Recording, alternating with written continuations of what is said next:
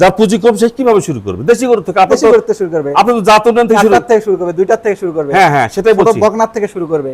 আপনি তো তাই করেছিলেন। হ্যাঁ অবশ্যই। আপনি তো দেশি গরু থেকে শুরু করেছেন, জাত হ্যাঁ। উন্নয়ন করে আজকে এই জায়গাটায় আসছেন। হ্যাঁ আপনার গাভীর দুধ দিয়ে আপনার খামার চলে হ্যাঁ, গোটা বছরই তাই? গোটা বছর গড়ে গড়ে সরে চলে আর কি। বাচ্চা কত পান, কয়টা পান? এখন 6টা গাভী 6টা বাচ্চা পাচ্ছি।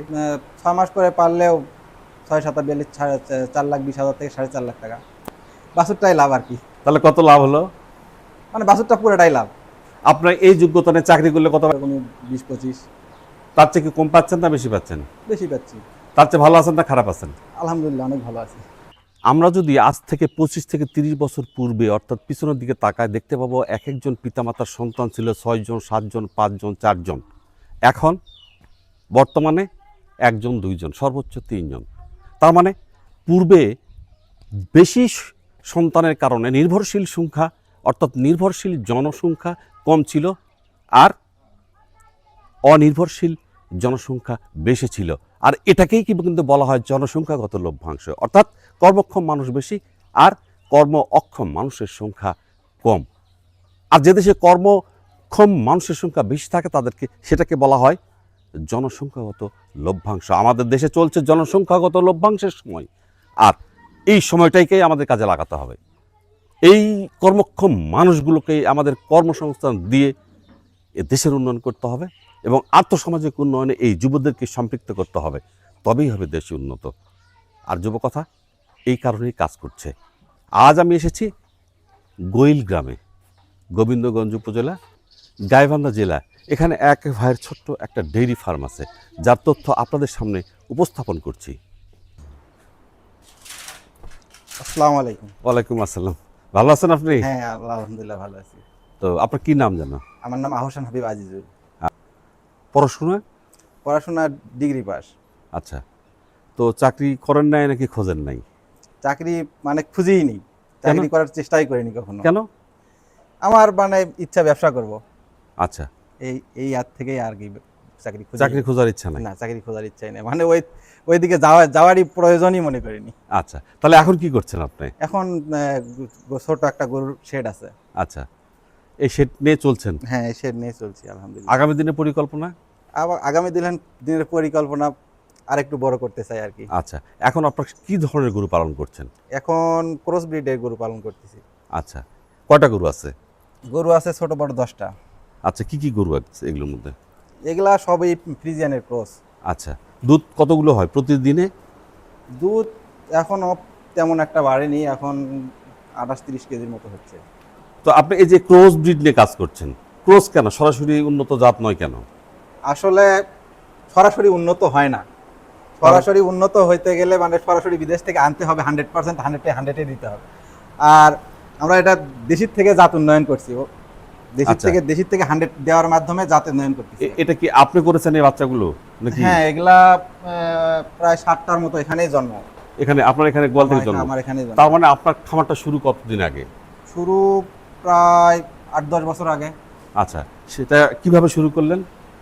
প্রথমে কিনছিলাম শাহিওয়াল, মানে অনেকে বলতো যে শাহিওয়াল গরু ভালো। আমার এক খালু বলতো যে শাহিওয়াল গরু কিনো, শাহিওয়াল গরু ভালো। তারপরে আমার এক চাচা ছিল ডাক্তার, ওনার মাধ্যমে আমি প্রশিক্ষণ নিয়েছি। উনি বলছেন যে শাহিওয়াল গরু কিনো, শাহিওয়াল গরু ভালো। তারপরে দেখলাম 2 বছর পালার পর যখন হিটে আসলো তখন বীজ দিলাম, কয়েকটা কনসেপ্ট করলো, আবার কয়েকটা কনসেপ্ট করলো না।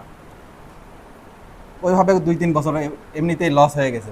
তারপরে ওগুলা কি আবার আমি ফ্রিজিয়ান বীজ দিছিলাম। আচ্ছা, 100% ফ্রিজিয়ান বীজ দেওয়ার পরে তখন তো 50 পাইছি, 50% বাচ্চা পাইছি। আচ্ছা, ওই 50টা কতগুলো দুধ দিচ্ছে? 50টা দুধ দিচ্ছে 10 থেকে 12 লিটার। আচ্ছা, আর এই যেগুলো বাকিগুলো আছে এগুলো তো আপনারই খামারের বাচ্চা? হ্যাঁ আমার খামারেরই বাচ্চা। এগুলো কি আপনার ওই শাহিওয়াল থেকে বের করা নাকি হলস্টাইন ফ্রিজিয়ান থেকে বের করা বা ক্রস গরু থেকে বের করা?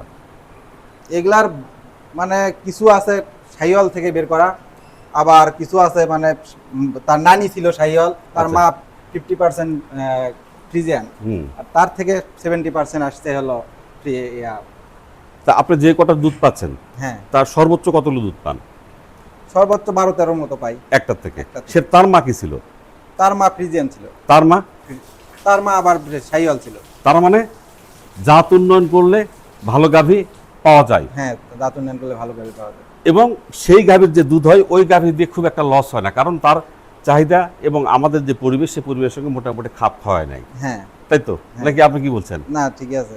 তো গরু পালন তো অনেক ধরে হয়, তো আপনি এই যে ডেইরি কেন করছেন? আপনি কেন মোটা তাজা করছেন না? আপনি কেন বাছুর করছেন না বা অন্য? আমার ডেইরি সেক্টরটাই পছন্দ আর কি। কেন? কারণ আমরা দুধ বিক্রি করেই খামারের খরচ চালাতে পারতেছি, এই জন্যই আর কি।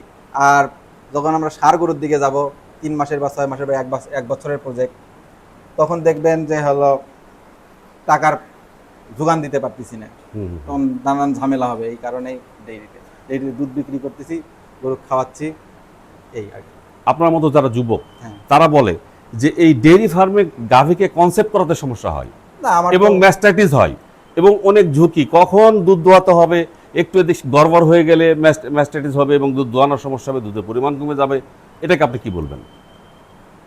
ম্যাস্টাইটিস হয় কিছু কিছু ক্ষেত্রে হয়। আমার দুইটা গরু আছে যেগুলার মানে প্রথম থেকেই ম্যাস্টাইটিস হয়, কিন্তু এখন আমি যে বীজগুলা ইউজ করি, মানে এখন ইউএসএ বীজগুলা ইউজ করতেছি, এই বীজগুলা মানে উন্নত মানের বীজ হওয়ার কারণে এই এই এই গাভীটা আমার ম্যাস্টাইটিস হয়নি, তারপর ওই পাশে ওইটাও ম্যাস্টাইটিস হয়নি। তার মানে আপনার কাছে ডেইরি খামারের যে ঝুঁকি সেটা আপনার কাছে মনে হয় না কোনো ঝুঁকি আছে? আমার কাছে ঝুঁকি মনে হয় না।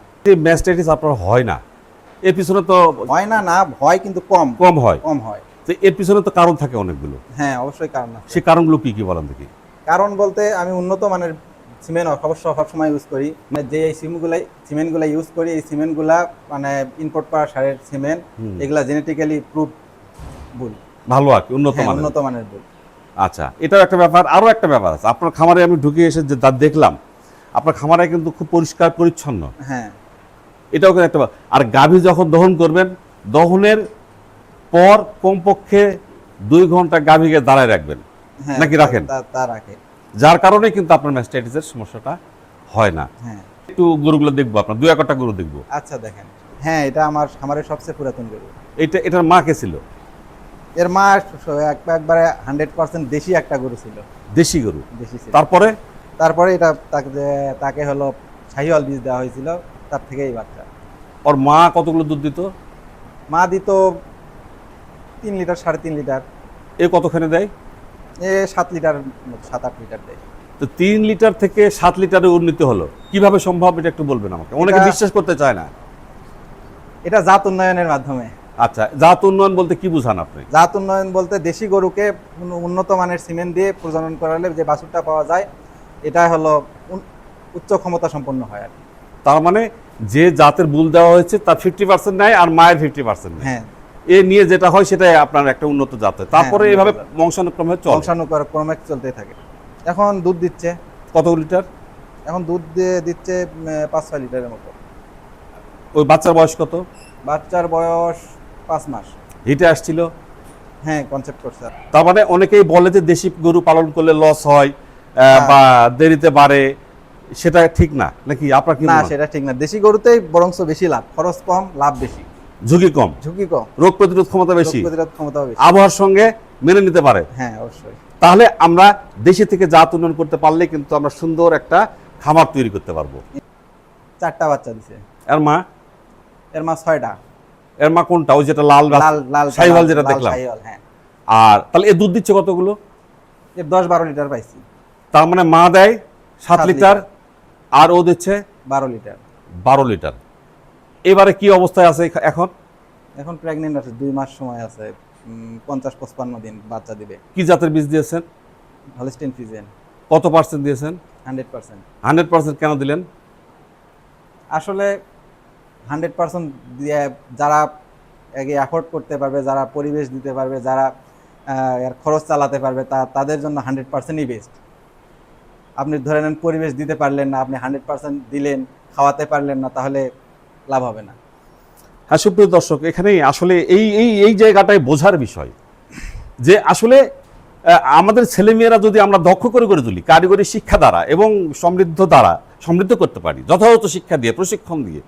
উনি বলছেন যে আমরা যদি 100% দিয়ে যে অ্যাফোর্ড করতে পারি, আমরা সেটাকে 100% বাচ্চাটা যে পরিবেশে থাকবে, যে পরিবেশ দেওয়া উচিত সেরকম যদি হয়ে যায় পরিবেশ দেওয়ার মতো দেওয়ার সামর্থ্য থাকে তাহলে অবশ্যই 100% দেওয়া যাবে। অবশ্যই। আচ্ছা, অনেকেই বলে যে 100% থেকে 80%-এর বাচ্চা বাল ভালো হয় এবং ওইটার প্রোডাকশন ভালো হয়। প্রোডাকশন বলতে এই 75%, 80% এগুলা গরু অনেক বড় হয়, কিন্তু দুধের মান অতটা মানে বাড়ে না। দুধ হয় 10, 12 বা 15, 14 এরই মধ্যে থাকে। যখন আপনি আরও আপে যাবেন তখন রোগবালাই হয়তো আমার এখানে 75-এর উপরে আছে ছোট বাচ্চা, বড় গাভী এখনো নাই। যেগুলা 75% আছে সেগুলা দুধ পাইছি 12 থেকে 14 লিটারের মতো। আর 100-এটা 100 তো বীজ দেয়, 100 বীজ দিলে তো 100% বাছুর হয় না। না, সেটা হয় 50 হবে, তারপর 75 হবে, তারপর আবার ধাপে ধাপে ধাপে ধাপে বাড়বে। এটা ক্রস ব্রিডের একটা গাভী, এর পার্সেন্ট হলো 75%, এর মা ছিল 50%, তার নানি ছিল মানে অরিজিনাল দেশি। আচ্ছা, এক দুধ দিচ্ছে কতগুলো? 10-12 লিটার দিচ্ছে। আর ওর বাচ্চা দিয়েছে কয়টা?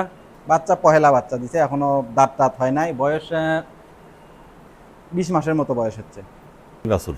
হ্যাঁ, এটাও আমার খামারের বাছুর। এটা কয়টা বাচ্চা দিয়েছে? এটা 2টা বাচ্চা দিছে। দুধ কতগুলো দেয়? দুধ 10-12 লিটার। আর মা কতগুলো দিয়েছিল? মাও 10-12 লিটারই। তাহলে একটু বেশি আসার কথা ছিল না? বেশি আশা করতেছিলাম, কিন্তু আসলে 75-এ গরু বড় হয়, কিন্তু দুধ তেমন একটা বেশি পাচ্ছি না। গরু কিন্তু বড় হয়েছে, মায়ের থেকে বড় হয়েছে, দুধের প্রোডাকশন উল্লেখযোগ্য হারে বাড়েনি। এটাও আমার খামারেরই জন্য। আচ্ছা, এর মা কতগুলো দুধ দিত? এর মা 10 লিটারের মতো দিত। ও কতগুলো দেয়? 12 লিটার। এর নানি কতগুলো দিত? নানি 7-8 লিটার দিত। তার মানে আপনার গরুগুলো সব দেশি থেকে নিয়ে আসা এবং আপনার নিজের হাতে? দেশি থেকে নিয়ে আসা। নিজের হাতে? নিজের হাতে। গ্রাম প্রধান দেশ বাংলাদেশের নাগরিক। আমাদের এখানে দরিদ্র বা হতদরিদ্র মানুষের সংখ্যা কত এটা আমরা সবাই জানি, ইন্টারনেটে সার্চ দিলে পাওয়া যাবে। তো এই মানুষগুলো স্বপ্ন দেখে যেন তার গাভী 10 লিটার, 20 লিটার, 30 লিটার দুধ দেয়। কিন্তু একটা 10 লিটার বা 30 লিটার বা 25 লিটার দুধের গাভী কিনতে গেলে লাগে 2.5 লাখ, 3 লাখ, 2 লাখ। এত টাকা পাবে কই? শখ আছে, সাধ্য হয় না। স্বপ্ন আছে, পূরণ হয় না।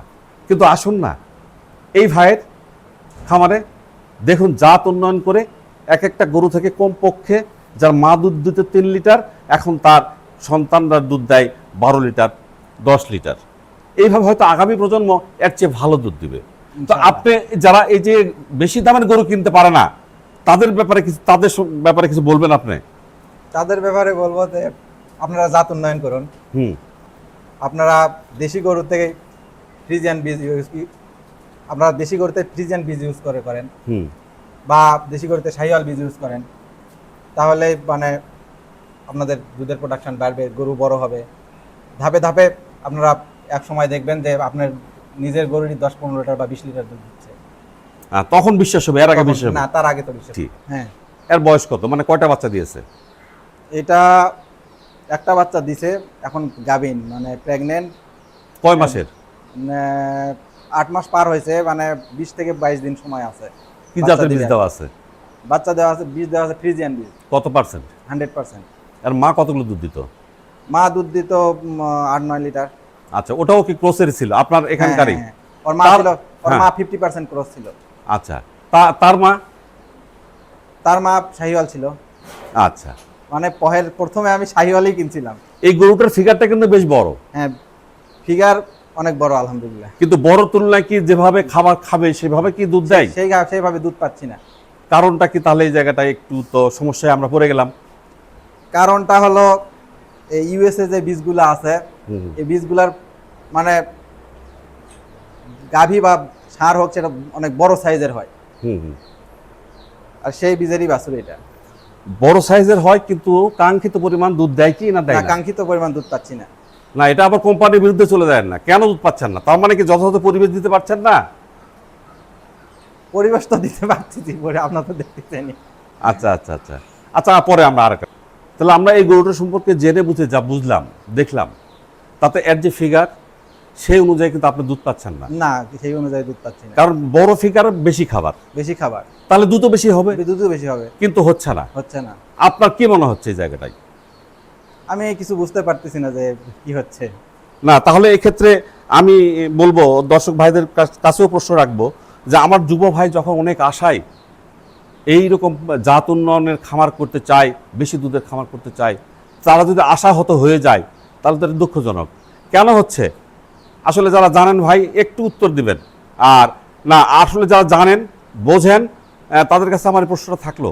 কারণ এই ছেলেটা তো গ্র্যাজুয়েশন করার পর চাকরি করেন নাই, এইখানে তার জীবনটা নিয়োগ করতে চায়, এই খামারে তার জীবনটা গড়ে তুলতে চায়, তার স্বপ্নটা বাস্তবায়িত করতে চায়। আর পাশাপাশি আমি মনে করি আপনি এটা উপজেলা প্রাণী সম্পদ কর্মকর্তা মহোদয়ের কাছেও যাবেন, যা বিষয়টা বুঝবেন। পাশাপাশি আপনি যে কোম্পানির বীজ ব্যবহার করেছেন সেই কোম্পানির যারা ঊর্ধ্বতন কর্তৃপক্ষ বা কোম্পানির যারা দেখভাল করেন তাদের সঙ্গে বিষয়টা নিয়ে ভাববেন যে আমরা যেন ক্ষতিগ্রস্ত না হই বা আমরা যেন ভালো থাকি, আমরা যেন আগামীতে আরো আপনার বীজ ব্যবহার করে আপনার কোম্পানি ভালো থাকুক, আমরা ভালো থাকি। নাকি আপনার মন্তব্য কি? সেটাই, আমরাও ভালো থাকবো, তারাও ভালো থাকবে। হ্যাঁ, আমরা ভালো না থাকলে তারা কিভাবে ভালো থাকবে? হ্যাঁ সেটাই। তাহলে আমরা সেই আহ্বান রাখছি। এটার বয়স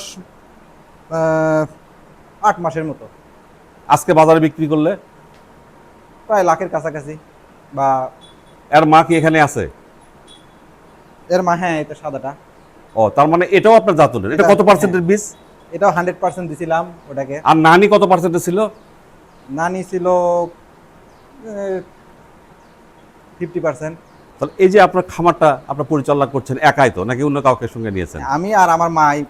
আচ্ছা, তার মানে আপনি একাই করছেন? আমি একাই। আচ্ছা, মা আমাকে হেল্প করে। এই গরুগুলো আপনি সকাল থেকে সন্ধ্যা অবধি কত ঘন্টা শ্রম দেন এবং কিভাবে দেন এটা একটু বলবেন আমাদের। সকালে আমি ঘুম থেকে উঠি প্রায় 5টা বা তারও আগে উঠি কোনোদিন। 5টায় ঘুম থেকে ওঠার পরে প্রথমে আগে গোবরগুলো পরিষ্কার করতে হয়। এরপরে আমি মেশিনে ঘাস কেটে দিয়ে আমি মানে ঘাসের জমিতে ঘাস কাটার জন্য যাই। ওখান থেকে ঘাস কাটে আনে, মানে ততক্ষণে আমার মা সকালের খাবার দিয়ে দেয়। আচ্ছা, তারপর দুধ দহন করে মাই, সেটা করে, দুধ দহনও মাই করে। আর দুপুরে এখন তো খাবারের সময় হয়েছে, এখন ঘাস কাটা লাগবে, ঘাস কেটে খাবার দেবো। তারপর আবার রাতে। আচ্ছা, রাতে সন্ধ্যার আগে। আচ্ছা, সেটা কি? সেটা ওই ঘাস হালকা পাতলা খড় দেই আর খোল ভুসি মিক্সার, মানে অনেক কয়েক প্রকারের খোল ভুসি কিনে মিক্স। আচ্ছা, আপনি দিনে কয়বার খাবার দেন? দিনে 3 বার দেই। আচ্ছা, 3 বার কেন দেন? 2 বার কেন দেন না? আসলে আমি তো ঘাস খাওয়াই। হ্যাঁ, ঘাস তাড়াতাড়ি হজম হয়ে যায়। আচ্ছা, এই কারণেই। আচ্ছা, আমরা একটা জিনিস, গরু যখন আমরা গোয়ালে তুললাম তখন তো আমাদের গৃহপালিত প্রাণী হয়ে গেল। কিন্তু গরুটা যখন জঙ্গলে ছিল, যখন এই সভ্য জগৎ সৃষ্টি হয় নাই, তখন সে কি করতো? চড়াই খাইতো, সারাদিন খাইতো। তো এখন প্রশ্নটা হচ্ছে, তাহলে রাতের বেলা সে তো খাতো না, রাতের বেলা সে নিশাচর প্রাণী না তো এটা না। তাহলে রাতের বেলা আপনি কেন খাবার দিবেন? রাতের না, সন্ধ্যার আগে। সন্ধ্যার আগে দিলে তো রাত হয়ে গেল নাকি? হ্যাঁ, খেতে খেতে রাত হলো না? হ্যাঁ, খেতে খেতে রাত হয়ে গেল। আসলে বিভিন্ন খামারি বিভিন্নভাবে দানাদার খাবার তৈরি করেন, আবার সে দানাদার খাবার সঙ্গে কম্পেয়ার করে ঘাস দেন, কত কেজি ঘাস দিলেন তার উপর ডিপেন্ড করে আবার কত কেজি দানাদার খাবার দেন।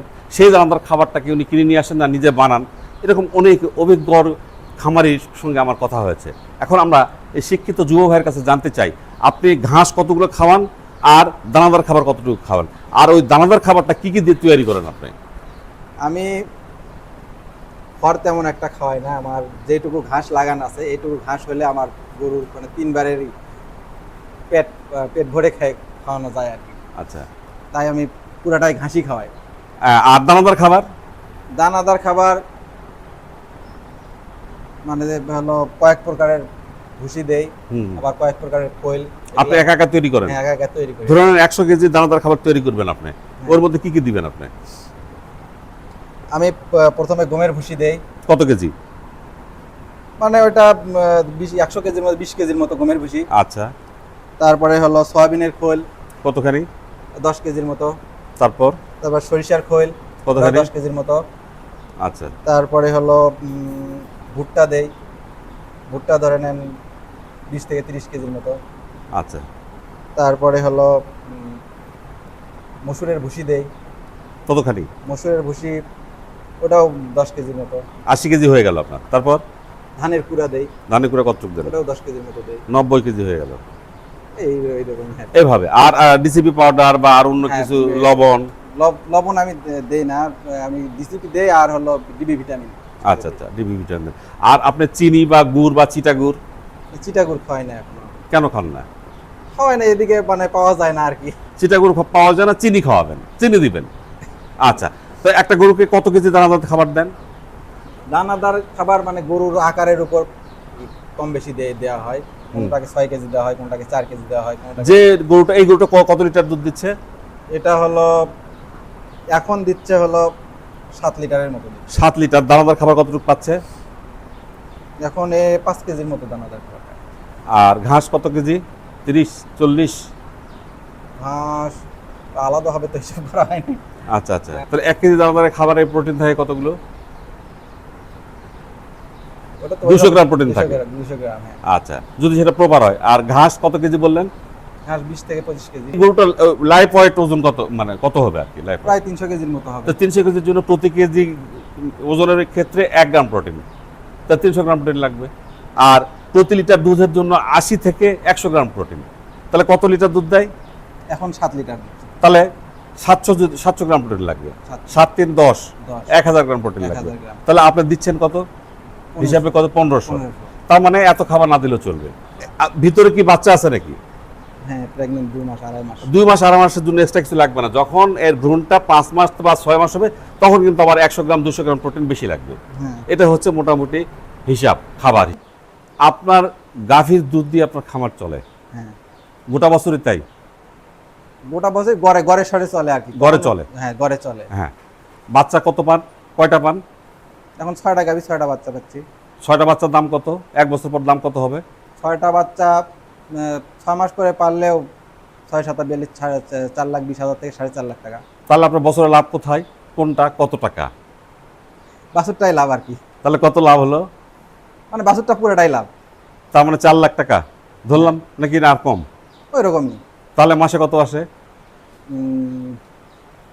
কত আসতেছে? প্রায় 30,000 টাকা আসে। 30,000 টাকা। আপনার এই যোগ্যতা নিয়ে চাকরি করলে কত পাইতেন?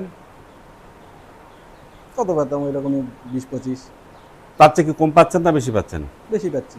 তার চেয়ে ভালো আছেন না খারাপ আছেন? আলহামদুলিল্লাহ, অনেক ভালো আছি। আচ্ছা, ওইখানে তো অনেক শ্রম দিতে হতো, 8 ঘন্টা শ্রম দিতে হতো। এখানে কত ঘন্টা শ্রম দিতে হচ্ছে? এখানে গড়ে সরে মানে ওইরকম 5-6 ঘন্টা দিতে হয়। মানে শ্রমের পাশাপাশি ঘুমও পারা হয়, গল্পও করা হয়, ফেসবুকও চালানো হয়। মানে আচ্ছা, অনেক কিছুই হয় আর কি। অনেক কিছু হয়। এখন আরেকটা বিষয় এখানে দেখার আছে, যে এখানে আপনি স্বাধীনভাবে কাজ করেন এবং হ্যাঁ। এই খামারটা আগামী দিনে আরো বড় করবো ইনশাল্লাহ। বড় করবেন। তার মানে তখন লাভের পরিমাণটাও, লাভের পরিমাণ বাড়বে ইনশাল্লাহ। তার মানে এখানে উন্নয়নের সুযোগ আছে, সুযোগ অবারিত একেবারে, মানে অপরিসীম। অপরিসীম। কিন্তু চাকরি করলে, চাকরি করলে ওইটাই থাকবে, বাড়বে 2-4-5 হাজার বাড়বে 5 বছর পর। তাহলে আপনি এখন বলবেন যারা চাকরি পায় না হতাশ, তাদের উদ্দেশ্যে কিছু বলবেন? যারা চাকরি পায় না হতাশ, তাদের উদ্দেশ্যে আমি একটাই কথাই বলতে চাই, যে আপনারা বসে না থেকে কিছু অন্তত করুন। সেটা খামার হোক বা যে কোনো ব্যবসা হোক, যে কোনো কিছু, বসে থাকার থেকে যে কোনো কিছু করা ভালো। কিন্তু ওরা বলে আমার পুঁজি নাই, কত টাকা পুঁজি লাগবে। আপনি এই ব্যাপারে কি বলবেন? পুঁজি পুঁজি আসলে সবাই তো সংগ্রহ করতে পারে না। যার পুঁজি কম সে কিভাবে শুরু করবে? দেশি গরু থেকে। আপনি বেশি করতে শুরু করবে, তো জাত উন্নয়ন থেকে একটার থেকে শুরু করবে, 2টার থেকে শুরু করবে। হ্যাঁ হ্যাঁ, সেটাই বলছি। বকনার থেকে শুরু করবে। আপনি তো তাই করেছিলেন। হ্যাঁ, অবশ্যই। আপনি তো দেশি গরু থেকে শুরু করেছেন, জাত হ্যাঁ। উন্নয়ন করে আজকে এই জায়গাটায় আসছেন। হ্যাঁ, তাহলে মাসে আপনার ইনকাম কত হচ্ছে এখন? মাসে 30,000। মাসে 30,000। সেই দেশি গরু থেকে তো এই জায়গাটায় আসছেন। হ্যাঁ, তাহলে কি আপনার এই খামারটা জাত উন্নয়নের খামার? তাহলে খামারকে টেকসই করাতে গেলে, এই খামারকে যদি স্থায়ীভাবে কর্মসংস্থান তৈরি করতে হয়, তাহলে কি করতে হবে? জাত উন্নয়ন করতে হবে, জাত উন্নয়ন করতে হবে। তাহলে জাত উন্নয়নের মাধ্যমেই খামার টেকসই হবে। অবশ্যই। আপনি কি বলেন? আমিও তাই বলি, জাত উন্নয়নের মাধ্যমে তো একদিন মানে উন্নত মানের গাভী আসবে, আর আর লাভের পরিমাণও বাড়বে, আর এখানে মানুষের আকর্ষণটা আসবে, মানুষের আকর্ষণ আসবে, কর্মসংস্থান বৃদ্ধি হবে, বেকার ছেলে পেলে আরো আগ্রহী হবে। আমার এই খামারে এখনো লোক রাখিনি, কিন্তু আর কিছুদিন পর যখন বেশি হবে, তখন আমি একাই করতে পারবো না, তখন 1জন বা 2জন লোক রাখা লাগবে, তখন 2 জনের কর্মসংস্থান এখানে হবে। তার মানে আমি ছাড়াও আরো 2 জনের হবে বা 4 জনের হবে। হ্যাঁ, তার মানে যখন নিজের হয় তখন সেটাকে বলা হয় আত্মকর্মী, আর যে করে তাকে বলা হয় আত্মকর্মসংস্থান। আর তার যারা যখন আরো 2-1 জনের কর্মসংস্থান হয় তাকে বলা হয় উদ্যোক্তা। সুপ্রিয় দর্শক, উদ্যোক্তা হওয়ার অন্যতম পূর্বশর্ত হচ্ছে আত্মকর্মী। একজন আত্মকর্মী উদ্যোক্তা হতে পারে, আর উদ্যোক্তা হতে গেলে আত্মশক্তিতে বলিয়ান একজন মানুষ হতে হবে, আর ভেঙে পড়বা যাবে না, আর ঝুঁকি নেওয়ার সম্ভাবনা থাকে, ঝুঁকি নেওয়ার প্রবল ইচ্ছা থাকে, আর বড় হওয়ার আকাঙ্ক্ষা থাকে, তবেই উদ্যোক্তা হওয়া যায়। আপনার কোনো প্রশিক্ষণ আছে? হ্যাঁ, আমি পশু পল্লী চিকিৎসার উপর একটা প্রশিক্ষণ নিয়েছি। আচ্ছা, কোথা থেকে? জয়পুরহাট। আচ্ছা, সুপ্রিয়, আপনারাও প্রশিক্ষণ নিতে পারেন। যুব উন্নয়ন অধিদপ্তরে প্রশিক্ষণ দিয়ে থাকে। এখানে কোনো টাকা লাগে না, ফ্রি। গবাদি পশু পালন, হাঁস মুরগি পালন, প্রাথমিক চিকিৎসা, মৎস্য চাষ ও কৃষি বিষয়ক বিষয়ে প্রশিক্ষণ নিতে পারেন যুব উন্নয়ন অধিদপ্তর থেকে। 3 মাস ব্যাপী, কোনো টাকা লাগে না। তবে আমি বলবো অবশ্যই খামার করার পূর্বে প্রশিক্ষণ নিন, অথবা অভিজ্ঞ খামারের পরামর্শ নিন এবং তার সংস্পর্শে থাকুন।